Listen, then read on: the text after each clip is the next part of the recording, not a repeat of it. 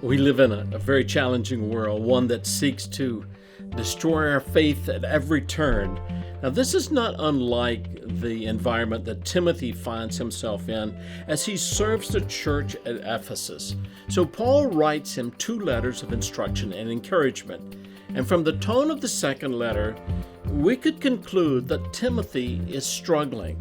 Listen to what the word says in verses 6 and 7 of chapter 1. For this reason, I remind you to fan into flame the gift of God which is in you through the laying on of my hands. For God gave us a spirit, not of fear, but of power and love and self-control. Paul says, for this reason, he's confident of Timothy's faith and his commitment to Christ, yet he's concerned about his spiritual well-being. Perhaps because of the pressures placed upon Timothy, he was not using his spiritual gift as efficiently as he could, or maybe he was underusing because of fear. So Paul reminds him that God has given us a spirit of power and love and self-control, not one of fear.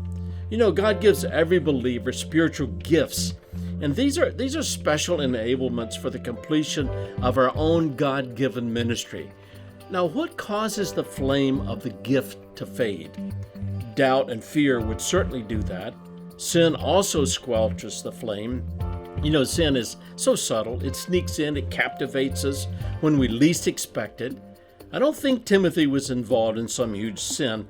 Perhaps his issue was simply an attitude of timidity. Now, the challenge for each of us is to examine our lives and ask the question, what am I doing that causes the flame to be diminished?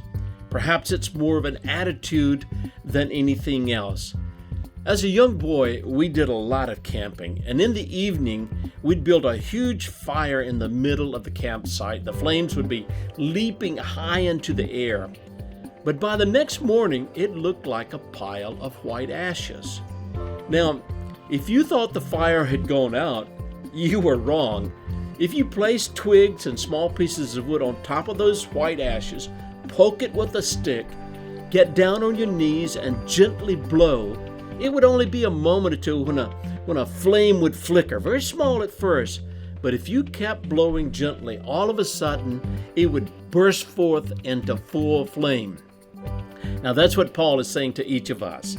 I know your faith is sincere. I know of the gift that God has given to you. I understand that you may be discouraged. However, I want to encourage you. Get on your knees and fan into flame the gift God has given to you.